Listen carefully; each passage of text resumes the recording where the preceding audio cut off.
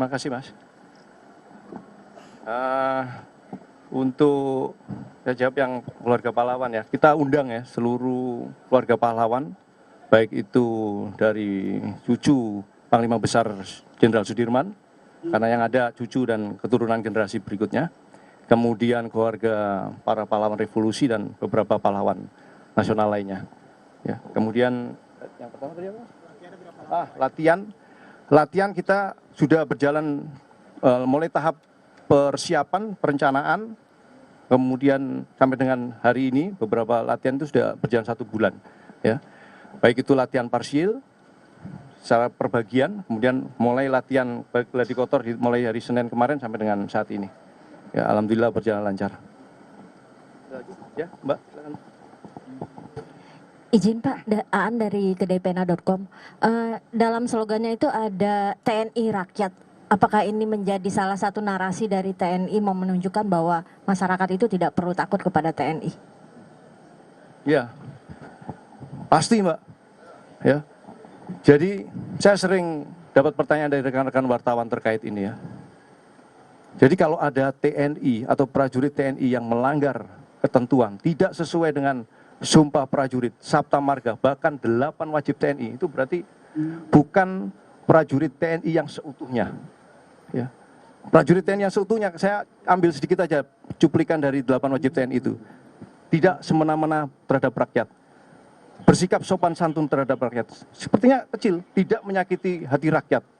Jadi itu hal-hal wajib yang harus dilaksanakan oleh seorang prajurit TNI, mulai dari strata tamtama, bintara, perwira tinggi pun harus memegang itu. Dan itu pun yang ingin kita sampaikan dalam tema HUT ke-80 TNI itu, bahwa TNI selalu bersama rakyat, ya, baik suka maupun duka. Mulai dari TNI juga berasal dari rakyat, mulai dari zaman kolonialisme, bagaimana TNI terbentuknya itu dari rakyat, ya, selalu bersama rakyat dalam suka maupun duka. Bahkan dalam situasi-situasi kritis, TNI harus ada yang terdepan. Itu memang perintah dari Bapak Presiden Republik Indonesia dan Bapak Panglima TNI, ya kan? Kita kuatkan itu. Ya, TNI bersatu bersama rakyat bukan sekedar slogan. Ya, saya ulangi lagi, bukan sekedar slogan, tapi harus diwujudkan dalam aksi nyata dalam kehidupan sehari-hari. Saya sangat berterima kasih pada rekan-rekan media, ya. Infokan, laporkan apabila ada pelanggaran. Ya, kita akan terbuka. Ya, baik itu pelanggaran yang dilaksanakan oleh personil prajurit TNI, ya, dalam kehidupan bermasyarakat, kehidupan sosial bermasyarakat, infokan kepada kami. Pasti kami akan tindak lanjuti. Jangan ragu, jangan ada penyampaian bahwa hanya artis, laporan artis yang akan ditindaklanjuti. Tidak, ya. Setiap laporan akan ditindaklanjuti. Ya, percaya sama saya. Ya, nanti sampaikan. Nomor saya jelas, silakan tanya kalau misalnya ada hal yang perlu disampaikan. Saya kira itu Mbak ya. Terima kasih Mbak. Terakhir ya, Jumatan. Izin Pak, saya Eril dari Kompas TV. Yang pertama ingin menanyakan terkait dengan seragam baru Pak PDL ini. Oh, ya. Apakah akan digunakan pada tanggal 5 Oktober mendatang, dan mungkin boleh dijelaskan Pak terkait dengan kegunaan dari seragam baru ini seperti apa sih Pak? Mungkin kan banyak yang belum tahu. Ya. Lalu kedua, mungkin dalam ke-80 tahun ini Pak TNI, apakah ada upaya-upaya baru dalam meningkatkan kesejahteraan dari prajurit Pak? Terima kasih. Ya, terima kasih dari Kompas.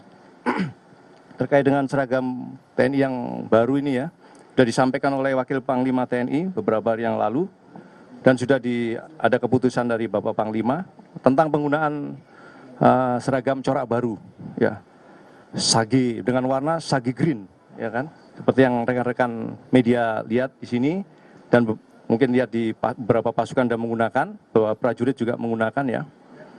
Ya, setelah melalui pengkajian ya terkait dengan secara fungsi maupun secara nilai penampilan ya, performance, secara fungsi ya dari sisi tempur ya kan, bagaimana warna menyesuaikan dengan vegetasi Indonesia ya kan, pewarnaannya, kemudian bagaimana tingkat kenyamanan dalam penggunaan ya, itu maka dipilihlah corak ini ya, corak PDL TNI baru ya, dengan pola digital ya. Kalau di kita lebih kecil dari PDL Malvinas itu, ya.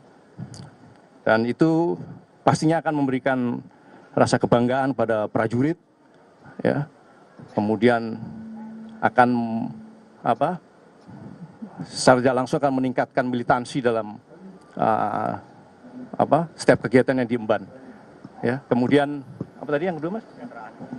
Ya, terkait kesejahteraan ya, perlu saya sampaikan kepada rekan-rekan, saya mengikuti bahwa Panglima TNI ini sejak menjabat di November 2024, itu langkah pertama adalah berupaya meningkatkan kesejahteraan prajurit. Fokus terhadap itu. Ya, saya mendampingi beliau pada saat pertama menjabat, langsung menghadap ke Menpan RB, Menteri Keuangan, untuk berupaya bagaimana kesejahteraan personil itu, kesejahteraan prajurit itu disesuaikan dengan indeks beban kerja prajurit, ya, mulai dari tunjangan kinerjanya, uang lauk pauknya, uang makan operasi latihannya, ya, semua diupayakan untuk peningkatan, dan alhamdulillah sudah mulai peningkatan walaupun memang disesuaikan dengan kemampuan negara. Ya, saya kira itu cukup ya. Terima kasih. Nanti akan bertahap diganti. Ya, terima kasih semuanya. Nanti ketentuan menyusul ya Mbak ya. Nanti diinfo.